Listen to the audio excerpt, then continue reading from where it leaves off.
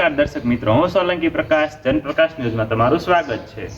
તો મિત્રો, આગામી 6 મહિનામાં સ્થાનિક સ્વરાજ્યની ચૂંટણી આવી રહી છે, એટલે કે સરપંચની ચૂંટણી આવે છે।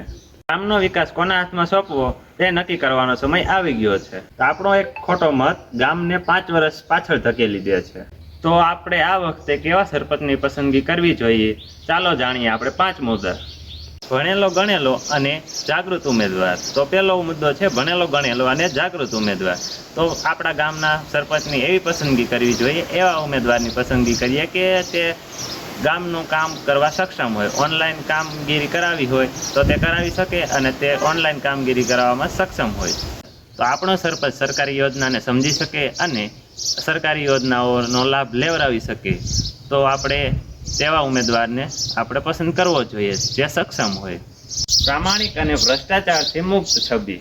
જે વ્યક્તિ પ્રામાણિક હોય અને કોઈ પણ લાલચ વગર વિકાસ કરવા માંગતો હોય, ગામની સેવા કરવા માંગતો હોય, એવા ઉમેદવારની પસંદગી કરવી।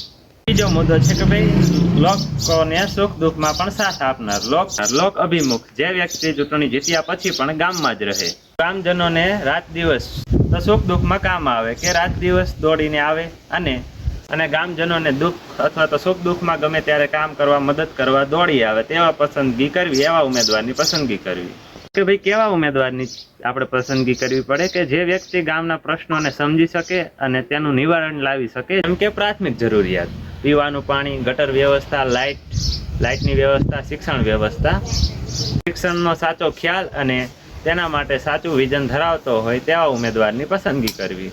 પક્ષપાત કર્યા વગરનો ઉમેદવાર। જે વ્યક્તિ ચૂંટણી જીત્યા પછી જ્ઞાતિ, જાતિ અથવા તો કોઈ પોતાના કુટુંબ પરિવારનું જ સાચું અને હિત કરે, પોતાના કુટુંબનું જ કામ કરે, તેવા વ્યક્તિને નહીં પરંતુ ગામના દરેક વ્યક્તિને સમાન રીતે ન્યાય આપે અને સમાન રીતે કામ કરે તેવા વ્યક્તિને તટસ્થ રીતે ચૂનવો જોઈએ।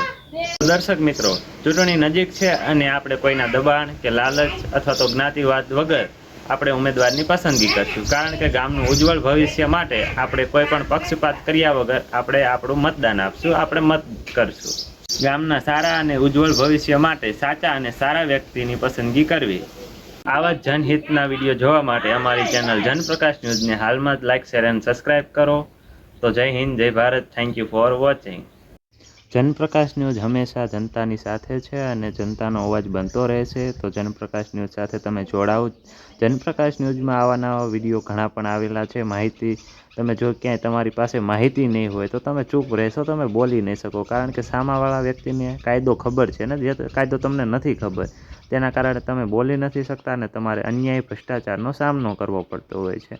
તો આવા નવા વિડીયો જોવા માટે જનપ્રકાશ ન્યૂઝને હાલમાં સબસ્ક્રાઈબ કરો અને માહિતી મેળવો, જાગૃત બનો, જનપ્રકાશ ન્યૂઝને સપોર્ટ કરો અને આવા નવા વિડીયો લાવીશું એની માટે પ્રેરિત કરો। તો જનપ્રકાશ ન્યૂઝ હંમેશા જનતાની સાથે છે। જનતાને કોઈ પણ જગ્યાએ દબાવવા નહીં દે અને જ્યાં તેમને જરૂર હશે ત્યાં જનપ્રકાશ ન્યૂઝ હાલમાં ઊભી રહેશે। જ્યાં લોભિયા હોય ને ત્યારે ક્યાંય તુતારા ભૂખે મરતા જ નથી। તેનું કારણ આપણે આ જ છે કે સ્થાનિક સ્વરાજ્યની ચૂંટણી આવે છે ત્યારે કોઈ પણ ઉમેદવાર સત્તામાં લેવા માટે, સત્તા મેળવવા માટે પૈસા વિતરણ કરતો હોય છે, પૈસા વેચતો હોય છે અને તે સામાન્ય જનતા લે છે લાલચમાં આવીને અથવા તો ગમે રીતે તે લે છે અને પૈસા લઈ અને તે પોતાનું ભવિષ્યને બરબાદ કરે છે, કારણ કે જે વ્યક્તિ પોતાના ઘરના પૈસા વાપરે છે ઉમેદવારી લડવા માટે, સત્તા મેળવવા માટે, તો તે જનતાનું કામ શું કામ કરે? તે કારણ કે જે લાખો રૂપિયા સરપંચ બનવા માટે વાપરે છે તે જ્યારે સત્તામાં આવે છે તો તે જનતાનું કામ કરવાનું જ નથી, કારણ કે જે તેને પૈસા વાપર્યા છે તે પોતે મેળવી લેશે, કારણ કે જે ખર્ચો કર્યો છે તે પોતે પોતાના બેંક એકાઉન્ટમાં લઈ લેશે, કારણ કે તે પોતાનો ફાયદો જોશે, કારણ કે જ્યારે એને પૈસા દઈને સત્તા મેળવી છે, ના કે તેને નીતિ અને સાચી નીતિ અથવા તો લોકોએ જીતાડ્યો છે પોતાની મરજીથી, ના તો એને પૈસા દઈને જીતાડ્યો છે। તો તમારું કોઈ કાર્ય નહીં કરે અને કરશે તો પણ તેમાં પોતાનો અંગત સ્વાર્થ જોશે। તો તમે સમજી વિચારીને વોટ આપજો। અને હું કોઈ અવેરનેસ માટે વિડીયો નથી બનાવતો, કોઈ અવેરનેસ ફેલાવતા નહીં, અને આ એક જાણકારી માટેનો વિડીયો છે, ખોટી કોઈ અવેરનેસ ફેલાવી નહીં। તો જનપ્રકાશ ન્યૂઝ સાચી વાતો તમારા સુધી સમક્ષ મૂકવાનો છે। તો આવા નવા વિડીયો માટે જનપ્રકાશ ન્યૂઝને લાઇક, શેર અને સબસ્ક્રાઈબ કરતા રહેજો। Thank you for watching. તો આવા નવા વિડીયો જોવા માટે જનપ્રકાશ ન્યૂઝને ફોલો કરો, સપોર્ટ કરો, સહકારની જરૂર છે। Thank you.